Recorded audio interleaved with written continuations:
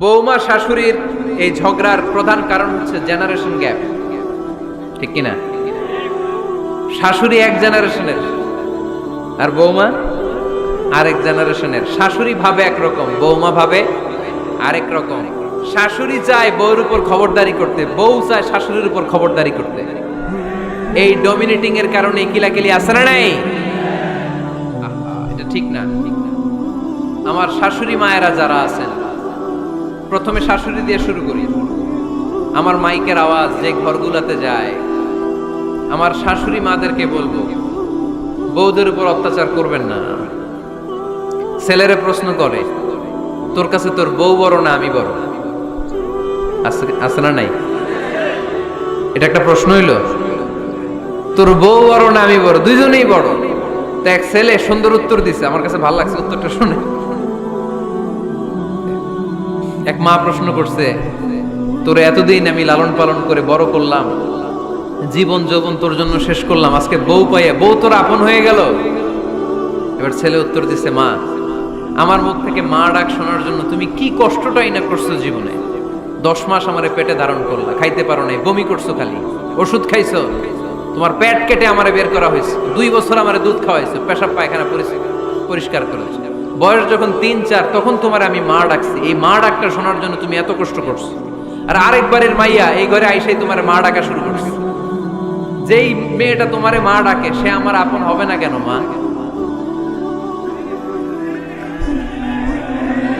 ঠিক কিনা? এই মা ডাক শোনার জন্য তুমি এত কষ্ট করলা, আমার লালন পালন করলা, 10 মাস পেটে ধরলা, পেশাব পায়খানা পরিষ্কার করলা, এরপরে মা ডাক শুনতে পারছো। আর আরেকবারের মেয়ে জানা নাই চিনা নাই এসেই তোমার ডাকা শুরু করছে মা। তো যে আমার মারে মা ডাকে তার স্থান তো আমার কলিজায়, ঠিক কিনা? শাশুড়ি আম্মারা যারা আছেন, প্লিজ বৌমাদেরকে কষ্ট দিয়েন না। অনেক শাশুড়ি আছে পান থেকে চুন খসলে রেগে যায়, পদে পদে স্ত্রীর ভুল ধরে, বউয়ের ভুল ধরে, আছে না নাই? এটা করবেন না। সে তো নতুন, আপনার অনেক এক্সপিরিয়েন্স হতে তার সময় লাগবে। তাকে সময় দিন, তাকে ভালোবাসুন, ঠিক কিনা? না বুঝে সামান্যতে বৌমারে বদদোয়া দেয়, এরকম আছে না নাই? কিন্তু বুঝতে চায় না, বৌমারে যদি বদদোয়া দেয় তাহলে তার নিজ ছেলের পরিবারের ক্ষতি। পেটে ধরা যে ছেলে, ছেলের পরিবারের কিন্তু ক্ষতি, তার আপন নাতি নাতনিদেরই ক্ষতি। আওয়াজ করে বলেন ঠিক কিনা? বৌমাকে বদদোয়া দিয়েন না। বৌমাকে নিজের মেয়ের মতো দেখবেন। সমাধান আমি দিচ্ছি। কেমন দেখতে হবে? নিজের মেয়ের মতো। নিজের মেয়ে সকালে ঘুম থেকে ওঠে 11টা, ওইটা সমস্যা নাই। বৌমা কেন উঠলো না, ওইখানেই ঝামেলা, আছে না নাই?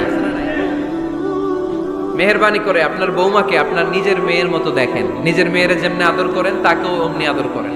আপনার বৌমারে যদি আপনি কষ্ট দেন, মনে রাখবেন আপনার নিজের মেয়েটাও আরেকবারের বউ হয়ে কয়েকদিন পরে যাবে। আপনি যা যা করবেন আপনার মেয়েকেও তারা ওই রকম কষ্ট দিয়ে বাড়িতে ফিরিয়ে দিবে। চিল্লায় বলেন ঠিক কিনা? খবরদার, টিট ফর ট্যাট। ইট্টি মারলে পাটকিলটি খেতে হয়। এজন্য শাশুড়ি আম্মা জানারা যারা আছেন, বৌমার সাথে খারাপ আচরণ করবেন না মেহেরবানি করে। তাকে আপনি কষ্ট দিলে আপনার নিজের মেয়েটাও আরেক বাড়ির বৌমা হবে, সেও ওই বাড়িতে এই কষ্টগুলো ভোগ করবে। এগুলো যখন আপনি শুনবেন তখন আপনার চোখ দিয়ে পানি পড়বে কি পড়বে না? পড়বে। এবার আসেন বৌমার কথা বলি। বৌমা যারা আছেন মেহেরবানি করে, বৌমা যারা আছেন মেহেরবানি করে আপনার শাশুড়ি আম্মাকে নিজের মায়ের জায়গায় রাখবেন। আপনার বাড়ি ছেড়ে নতুন বাড়িতে আসছেন, তো এটাই তো আপনার বাড়ি। আপনার মা রেখে দিয়ে নতুন মা পাইছেন, এটাই তো আপনার মা। তো ওনাকে মায়ের জায়গায় বসাতে আপনার সমস্যাটা কোথায়?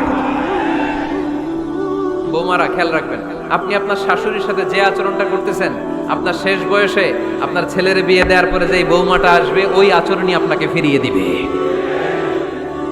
The nature has its own return. প্রকৃতির একটা মাইর আছে, এটা শেষ মাইর, এটা শেষ খেলা। প্রকৃতির খেলা বড় খেলা। আপনি আপনার শাশুড়ির সাথে যে আচরণ করবেন, আপনার শেষ বয়সে আপনি একদিন শাশুড়ি হবেন, এটা মাথায় রাখবেন। ওই আচরণই আপনি ফিরে পাবেন। আওয়াজ করে বলতে হবে ঠিক কিনা? এজন্য 9 নাম্বার পয়েন্টস হচ্ছে মিউচুয়াল রেসপেক্ট। সবাই যেন সবাইকে ভালোবাসি। দোষ ছাড়া মানুষ নাই। সবার দোষ আছে, আমরা যেন একে অন্যের দোষ না খুঁজি। বৌমারা, আপনাদের কেন যদি আমার মাইকের আওয়াজ যায়, অল্প কিছু টেকনিক অবলম্বন করলে আপনি আপনার শাশুড়ির মন জয় করতে পারবেন। শাশুড়িরা আসলে বেশি কিছু চায় না, আগের জামানার মানুষ তো, এদেরকে ওইভাবে হাত করতে হবে। মাঝে মাঝে একটু শাশুড়ির মাথায় তেল দিয়ে দিয়ে, চুলে তেল দিয়ে দিবেন আর কি, মাঝে মাঝে চুল আশ্রয় দিবেন, এগুলো কিন্তু খুব পছন্দ করে শাশুড়িরা। ওনার প্রেশারটা একটু মেপে দিবেন, ডায়াবেটিক্সের ওষুধটা খাইলো কিনা সময় মতো খোঁজ নেবেন, কি পছন্দ করে খেতে একটু রান্না করে দিবেন। যেই বক্তার ওয়াজ শুনতে পছন্দ করে ওই বক্তার ওয়াজগুলো ডাউনলোড করে শাশুড়ি আম্মাকে দিবেন, ইসলামী বই দিবেন। দেখবেন বয়স্ক নারীরা মাহফিল যেতে খুব পছন্দ করে, ওয়াজ শুনতে খুব পছন্দ করে, নবীদের কাহিনীগুলো শুনতে পছন্দ করে। বসায় বসায় একটু কাহিনীগুলো শোনাবেন। বাইরে বেরোলে জিজ্ঞেস করেন, আম্মা আপনার কিছু লাগবে কিনা। আর একটা টিপস আছে, চুল যখন আশ্রাবেন আর শাশুড়ির মাথায় যখন তেল দিয়ে দিবেন, তখন অতীতের কথা জিজ্ঞেস করেন, দেখবেন অতীতের স্মৃতিতে হারিয়ে গিয়েছে আপনার শাশুড়ি। কি জিজ্ঞেস করবেন জানেন? জিজ্ঞেস করবেন, আম্মা জান, মুক্তিযুদ্ধের সময় আপনার বয়স কত ছিল? ওই সময় মুক্তিযুদ্ধের সময় আপনাদের এলাকায় কি কি হয়েছিল মা? আরেকটা প্রশ্ন করবেন, মা বিয়ের সময় আপনি কেমন ছিলেন? ওই দিন দেখবেন বুড়ি আর বুড়ি নাই, জুয়ান হয়ে গেছে। ওই দিন বলবে, মা আমি অনেক সুন্দরী ছিলাম, আমার মাথায় অনেক চুল ছিল, আজকে নাই। আমগো গ্রামে আমার চাইতে সুন্দরী মাইয়া ছিল না। অতীতের স্মৃতিতে, স্মৃতি হাতরাতে হাতরাতে তিনি হারিয়ে যাবেন। জিজ্ঞেস করবেন যে, মা শীতকালে আপনাদের দেশে কি পিঠা বানাতেন আপনি যখন ছোট ছিলেন, আপনার বাপ চাচারা কি করতো? এগুলো জিজ্ঞেস করলে উনি স্মৃতির পাতা হাতরাতে হাতরাতে চোখ দিয়ে দাঁড় দাঁড় করে ওনার পানি ঝরতে শুরু করবে। আপনার জায়গায়, ওনার হৃদয়ের মনি কোঠায় এমন জায়গায় পৌঁছবে, আপনার এছাড়া উনি কিছুই বুঝবে না। বৌমারা, এই অল্প কিছু টিপস অবলম্বন করে আপনারা আপনাদের শাশুড়ির মনকে জয় করতে পারেন। শাশুড়ি বৌমার দ্বন্দ্ব আমরা চাই না, আমরা চাই শাশুড়ি বৌমাকে নিজের মেয়ের মতো জানো, আর বৌমার শাশুড়িকে আপন মায়ের মতো ভালোবাসুক, ঠিক কিনা? এই মিউচুয়াল রেসপেক্টই পারে শাশুড়ি বৌমার দ্বন্দ্বকে দূর করতে আর ঘরটারে শান্তির টুকরা বানাতে। আওয়াজ করে বলেন ঠিক কিনা? কয়টা গেল? আর আছে কয়টা? দোয়া করবেন একে অপরের জন্য। দোয়া, সাইয়েদনা ইব্রাহিম ফ্যামিলির জন্য দোয়া করতেন, রব্বি জাআলনি মুকিমাস সালাতি ওয়া মিন যুররিয়াতি রব্বানা ওয়া তাকাব্বাল দুআ। ও আল্লাহ, আপনি আমার নামাজ কায়েমকারী বানান, আমার কলিজার টুকরা সন্তান ইসমাইলকেও নামাজ কায়েমকারী বানান, আমার দোয়াটা আপনার দরবারে আপনি কবুল করে নেন। সুবহানাল্লাহ পড়েন। রব্বানা ইন্নী আসকানতু মিন যুররিয়াতি বিওয়াদিন গায়রি যী যার'ইন ইনদা বাইতিকাল মুহাররাম।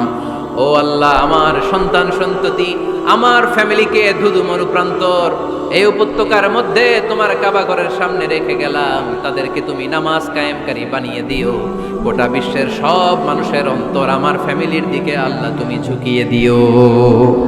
ওয়ারযুকহুম মিনাস সামারাত, ফলমূল দিয়ে আল্লাহ তুমি তাদেরকে রিজিকের ব্যবস্থা করে দিও। তার মানে সব নবীরা তাদের পরিবারের সদস্যদের জন্য দোয়া করতেন কি করতেন না? আবার কোরআন আমাদেরকে শিখালো, রব্বানা হাব লানা মিন আজওয়াজিনা ওয়া মিন যুররিয়াতিনা কুররাতা আ'য়ুন ওয়াজআলনা লিল মুত্তাকিনা ইমামা। ও আল্লাহ, এমন নেককার সন্তান, এমন নেককার স্ত্রী আপনি আমাকে দান করেন যাদের দিকে তাকালে আমার চোখ দুইটা ঠান্ডা হয়ে যায়। চক্ষু শীতলকারী স্ত্রী দেন। বিয়ে যাদের হয় নাই, ইয়াং ছেলেরা এই দোয়াটা করবা। বিয়ের জন্য দোয়ার দরকার আছে না নাই? প্রতিদিন এই দোয়া করবা, আল্লাহ এমন স্ত্রী দেন,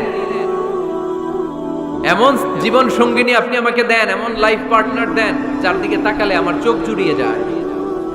এমন সন্তান আল্লাহ আপনি আমার ফ্যামিলিতে দেন যাদের দিকে তাকালে আমার চোখ দুইটা ঠান্ডা হয়ে যায়। নেককার সন্তান, নেককার স্ত্রী আল্লাহর কাছে দোয়া করে চেয়ে নিতে হয়, তাহলে ফ্যামিলি